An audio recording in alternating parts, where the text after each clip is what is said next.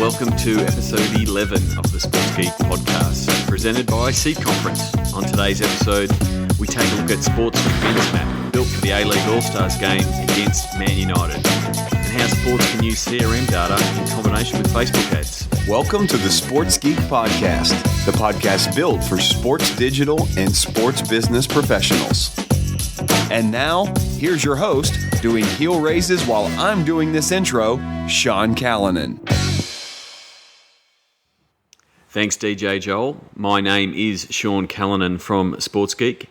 And yes, I am starting to do some gentle heel raises as my surgeon adjusted the moon boot this week and has given me some exercises to strengthen that torn Achilles. Hopefully I can throw away the crutches pretty soon. And the good thing is I've been cleared to travel. So I'm looking forward to attending the Seed Conference in Kansas City, the presenting partner of the Sports Geek podcast in August. If you haven't booked, there's still time. Some great offers there to ensure your CIO, CRM and digital guys and girls attend. Simply go to sportsgeekhq.com/seat2013 to check that out. This week I'm very excited to announce that we've officially launched Sports Trendsmap in partnership with the guys at trendsmap.com. And I caught up with Francis on ABC Grandstand to talk about it.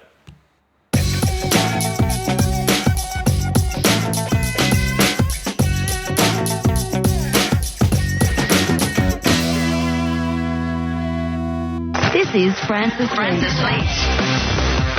on Grandstand Digital. And a big g'day to our digital sports guru, Sean Callanan. He's just a week away from resuming full training in the moon boot, but he's with us again this morning to talk sport in the digital space. How are you, Sean? I'm good, thanks, Francis. Fascinating to look at trend maps this morning because with Manchester United and Liverpool in town, the intense focus on particular events and discussions, you can now map quite literally on the net or on your phone to work out who's talking about where and when. Tell us how this works. Yeah, so we've partnered with the guys at Trendsmap, who are actually a startup out of Melbourne. If people didn't know, even though they've got, obviously, trendsmap.com it maps the trends of Twitter on the Google Maps. So every time you tweet, you do have the option to geotag that tweet. So normally when I'm traveling around or whatever, I will put that on. So it has a little pin that says, I'm in San Francisco or I'm in Sydney or I'm at ANZ Stadium, but the case is tonight. And so it makes it very easy. There's a lot of real good visualised, data there from a visualisation point of view. Even Twitter actually, I think someone at Twitter or someone looked at their data and showed a visualization of the tweets across America as sort of an altitude thing to show where the peaks and valleys of where the tweets are coming from. So that API is available for the guys at Trendsmap, and so they've been always been showing what's been trending both globally but then also locally. So, if you follow Trends Australia, it'll say, oh, so-and-so is trending. It might be an account because they've said something and that account's been retweeted, or it might be a hashtag because that's what's happening around the event. So with the Ashton Agar thing a couple of weeks ago, did Trendsmap just light up bright red right across Australia with a particular hashtag? Was it Ashton or was it hashtag? It was hashtag, wasn't it? Hashtag. Yeah, hashtag was the hashtag. But you would have seen that. But then also what you would have seen is where in Australia people were talking about it. And potentially, if you went to the UK, you would have seen if there was Australians talking about it in England. So, for instance, because people in Perth have got 3 hours, extra time to watch cricket, which is unfortunate with days like yesterday. But like that, you would see, Perth tweeting about it, but you would see the night hours of Australia and Eastern Seaboard also tweeting about it. And similarly, as Australia's wickets fell, stalks in the breeze, you would have seen that maybe people switching off the telly and turning off their Twitter feeds, and the glow on the map, which it really is like a sensor hotspot, would have dulled as you could almost see. So you would have seen things like bedtime trending after the fourth or fifth wicket. So what we've done is, rather than that general everything happening, is what we've done with the A-League is built one specifically for the A-League All-Stars Man United game. So there is a game day hashtag, or there's a hashtag for the game, which is ALVMU. And so we're what the guys at Trendsmap are doing are tracking all the tweets around that. And so what we're finding is it's developing its own trends around that hashtag. So you can see there that obviously the A-League and newly minted Twitter handle Man United or Man UTD with Man United finally joining Twitter for this tour. So you see the accounts that are trending. You see players that are tweeting. Man United guys trained last night, and they were tweeted how amazing it was to have 20,000 people turn up and watch them train. Those players were trending. They were on the TV promoting the game. Those accounts, that stuff's trending, and then also you see the content that starts bubbling up as well. So if someone takes a picture and says, "Hey, look, here's me with Rio Ferdinand," all of his mates retweet it, and that will start getting sort of bubbled up, sort of by popular opinion, where you've got the popular images. We've also got the popular videos. So now Twitter has got the Vine service. So with when Brian at the A-League is taking vines of All-Stars talking or the players training or as they're arriving, that's obviously going to get some interaction, and they'll be there. So it's a really good way and you can zoom in on the map and see what it's like, and you can even then also click on the particular terms, and so as you can click on and say, who's talking about Man United in Sydney. So it's another way sort of to just visualise Twitter. And so what I'll be doing sort of as the game's happening is feeding the guys at A-League to say, these are the trends of the game. So you'll be able to, you'll be doing the radio coverage. You'll be able to log on to Trendsmap and see, what the map is saying. And so if there's a controversial call or a big goal or whatever, Ferdinand does something amazing, you can say, I've just checked the Trendsmap at ALVMU and see that, Rio Ferdi is blowing up both in Australia and, as you can see there, in Indonesia and things like that. And a big hot spot in the north of England as well. Yeah, exactly. It's an amazing tool to, as you said, to get the topography of what the conversation is. Yeah, and the thing that I'm going to be really interested in is, you can never predict what Twitter and what the conversation is going to be. So, so there might be, hopefully they won't have the problems that the Origin did with a naked man running onto the field. But again, if you did, streaker and those kind of would just come, and then that natural fun of what's the hashtag and how people are going to play with it would come from that. So it's going to be, that's the interesting part. And then then I'll be doing the analysis of what, how many tweets were coming in, where were they coming in from, who was joining in the conversation. So it gives a really good content piece also to the A-League to sort of keep that education piece for the fans to say, this is why we're doing social, this is why we're doing Twitter, and this is how you can get engaged with the league. It's great. It really is a really interesting sort of diagnostic tool and great to watch as well. Just before we go, where can people find it tonight if they want to follow it? It's on the A-League site. If you just go to footballaustralia.com.au and you go to the All-Stars and there's the hashtag ALVMU, click on that and you'll be able to see. And if if you and your mates get a few retweets, you might be in the popular users. You might see one of your tweets be popular. It'd be good fun and should be a great match. Where can people find you on the in the digital space? SportsGeekHQ.com. Leave me a voicemail question for Sports Geek Podcast using SpeakPipe at SportsGeekHQ.com/SGP. It's been great working with John Barrett from Trendsmap.com. As I said, on ABC Grandstand, it's good working with a startup based out of Melbourne, but like myself, he works with people around Australia and the world on Trendsmap activations. What you see with the ALVMU Trendsmap, and you can access that via the short link I've set up on sportsgeekhq.com/ALVMU, and that'll take you to Football Australia's site where you can see several components of the Trendsmap standard product, where you see trends, word maps. We've got heat maps for Australia and the UK. It's also showing the top images and videos, and that includes vines. So the vines that are getting shared by the A-League and Man U, if they are starting to use Vine, will be on that board. So it'll start bubble up content, and hopefully we'll see a few fan vines from the night. So behind the scenes, we're tracking the hashtag ALVMU, and it's showing off trends related to the hashtag. What we're also able to do from a brand perspective is also hide trends and accounts that don't fit for for the A-League in this instance. We discussed in episode 8 around Twitter ads and seeing more, gambling operators using Twitter ads and jumping on hashtags to promote their wares and promote gambling and sport, or it might be ambush sponsors. So we have the ability to turn off certain words or certain accounts if they are trying to horn their way in on that conversation. So they can join the conversation on Twitter, but they just won't be on the Sports Trends map. Some of the add-ons we've got planned include extra sort of web widgets, so you can put the heat map in your match center to drive people to Trendsmap to see what it looks like, that kind of thing. Also, we're playing around with full match replays and highlight clip type replays of what the reactions on Twitter were like. John's previously done that with a TV show to allow TV viewers to watch a replay from a Twitter point of view of how people were reacting to a TV show. So similarly, it'll work well in sport around a big game to be able to see what the reactions were on Twitter, but also where they were as well. So, and from a content perspective, I'll be producing content for Brian Gibson and the A-League digital team to be sharing insight in the social stream during the broadcast. So things like showing off what's trending in Australia, some of the trends around the match for both teams. And then also sharing some of the stats and analysis post-event. So I'll have John on next week's podcast to dive a little bit deeper into the analytics behind Trendsmap and how he's put it together. So stay tuned for that one.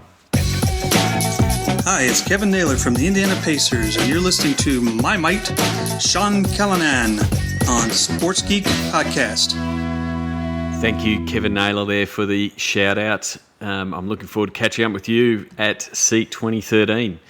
Just a bit of a story from SEAT last year. Kev actually got me out of a jam. We were getting a tour of the Boston Garden, and we were in the Boston Celtics locker room. And at the time, Ray Allen, I think, left just a week before to go to Miami. So I was taking a few shots to share on Twitter of Ray Allen's locker room and those kind of things. And I accidentally was standing on the Boston Celtics logo in the locker room, and the tour guide was kind enough to point out that I shouldn't be doing it, that it's bad luck. And Kevin came to my rescue, came over, started doing a little bit of a jig on the Boston Celtics logo, and pretty much said, "That's okay, my boss will see the humour in it." And his boss, if you don't know, is the famous Larry Bird, Boston Celtics legend. So thanks, Kevin, for getting me out of a jam. And the first beer's on me in Kansas City. So one of the things Kev will be doing at the conference is hosting one of the closed door sessions with Chip Suttles from the Seattle Seahawks and the Sounders. And the closed door sessions are where some of the best discussions out of SEAT come from, because it's pretty much a bit freelance, a bit improv, where people sort of start raising the issues that are annoying them and finding out that there's a few people in the room that are facing the same problems. So Kevin and Chip will be running one for the CIOs. I'll be actually running one with Dwayne Hankins from the Trailblazers with a bit more of a social digital feel. So it'll be really good to see what some of the problems that teams are facing and seeing if we come up with a few solutions and seeing how other teams are solving those problems. So the next thing I want to look at, I know over the last couple of episodes we've been looking at the Twitter ad products in the work that we've been doing with the Storm around using Twitter ads to promote ticketing offers for the Melbourne Storm. What I want to look at now is, I guess, the other social network that's in play from an advertising point of view, and some of the offerings that Facebook are offering with what they call custom audiences, and how you could use the data that you have in your CRM and use Facebook advertising to target them. So I think it'll be actually a good discussion with the guys like Russell Scabetti, who are doing the CRM track at SEAT. So the first thing, when Facebook did launch this, saying you can now target Facebook ads to people you have their email address, the first response is, why would I run a Facebook ad if I've already got their email address? We know from our discussion with Russell, and studies show that email is the killer way to close a sale. Social is great for building that sales funnel and building that database, but email is the way to close. So again, why would we want to run Facebook ads to people we're already communicating with via email? So the thing is that what Facebook ads do with the with this custom audience is it allows you to directly target your ads to those people. So it's a really great brand awareness play on a network that, let's face it, that everyone is on, for long periods of time. So some of the campaigns that you could be running using these custom audience features is, running a campaign to remind fans that potentially have lapsed or aren't opening your emails anymore, to come back to the fold, come and re-engage either via your email list or via your Facebook page. Also increase awareness of your current promotional offers and ticketing offers. So it might not be that your fans will be clicking and buying the tickets via these ads, but the fact that they know that there is a special offer or there is a special game coming up, it can just be a bit of a brand awareness play. There's also options around season launches. We've talked, we know everyone knows that EdgeRank is a big thing in Facebook, and it determines how many people are going to see your posts. So potentially, coming into a new season, the fans might not have been as engaged because you haven't had as much, sport-related content. So potentially running an ad and some ads and promoting posts specifically to your fans that are active that will come back is another way of doing it. And the other one is for sponsor offers and promotional items. You can offer your sponsors really super targeted ads that that these fans are in your database, but then you can also drill into the demographics. The other real cool thing you can do from a custom audience point of view, even if you don't want to spend money, is you can get some really great demographic data out of Facebook. Let's face it, they're collecting all this information of everybody. Why not reverse engineer the content, your database, to find out more about them? So once you build a custom audience, you can play around with the ad tool and find out more about your fans.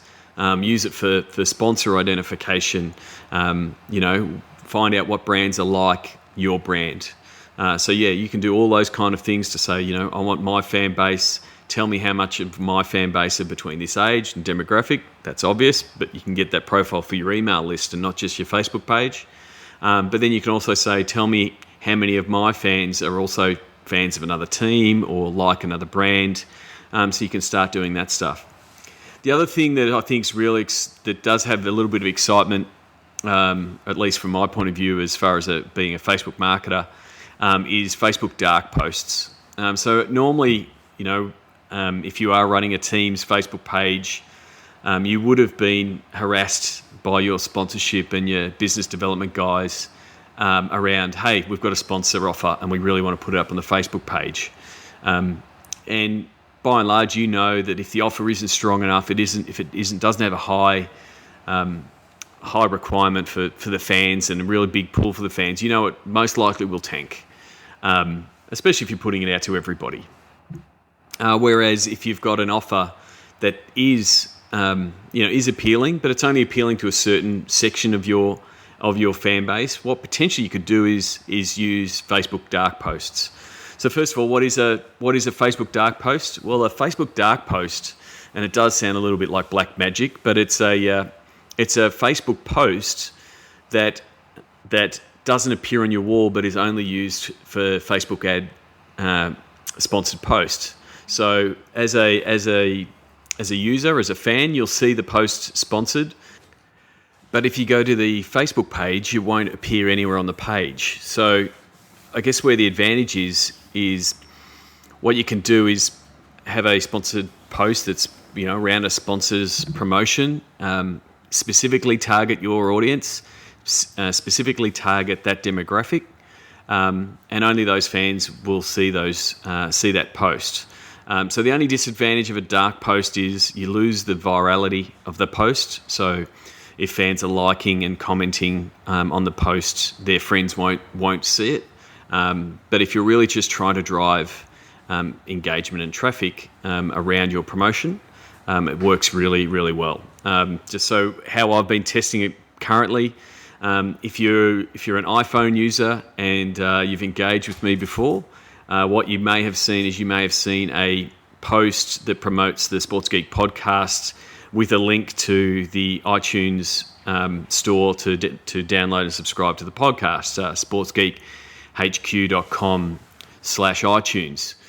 So that post is obviously a dark post. It's an ad that is directly targeting my custom audience in Australia, New Zealand, UK, and the US, and it's only shown to people who are on iPhones, because there's no point sending people like myself who are on Android a link to iTunes. It's wasted money because they're not going to use iTunes link. So, so that's been really effective just from a brand awareness point of view. So if you've seen it, let me know. But also just to target the right people on the right platform. And I specifically did it only on mobile because I really wanted people to go straight to iTunes and start subscribing straight away. So again, it's a similar thing. You could do that for app installs. If you've got a team application and you want to build more fans into your app, Facebook now has an app install ad, and again, so that'd be a great space for a custom audience to target those ads. So there's some of the stuff that we've been looking at in sort of digging into the Facebook custom audience stuff. One guy that I think you should check out is a guy called John Loomer. I'll put his links in the show notes, sportsgeekhq.com/11. He's been writing an absolute stack about Facebook ads, the Facebook Power Editor, dark posts, custom audiences. I met John at Social Media Marketing World in San Diego earlier this year. He actually has a sports background. He used to do some work in the NBA. I'm hoping to have John on a podcast in the future. He's got his own podcast, or his pubcast. I'll again share the link to his podcast in the show notes. It's definitely worth a listen. He's done a few podcasts on the different parts of the Facebook ad Power Editor as well. So that's pretty much it for another podcast. If you are out running or in the gym, go on, push yourself through these closing credits. And the other thing is, if you are listening and you've got feedback, please, one, you can leave it on iTunes Store. The ratings help all the time. But if you've got a question or you're thinking about emailing me, I was lucky enough to meet Dwayne at AdTech this week. He came up to me and said, "G'day, Sean. I listened to the podcast. I've been meaning to email you." So please don't hesitate. Sean at sportsgeekhq.com. Send me an email. Love to hear from you. One person I do have to thank this week who has provided our sounds of the game from this week's State of Origin, where a full ANZ stadium were in attendance, where New South Wales fans were hoping to break the stranglehold of State of Origin. Unfortunately for them, Queensland maintained their dominance to win their 8th straight State of Origin series. However, the New South Wales fans were in full voice early on. Thank you to Kevin Perry, or at Big Kev AU from Stadium Grub, for grabbing the audio. Again, if you're at a game this weekend, please grab a little bit of audio, flick it to me. It can be video, audio, whatever. I'll make it work. Until next show, I'm Sean Callanan from Sports Geek, and may your content be retweeted and shared copiously.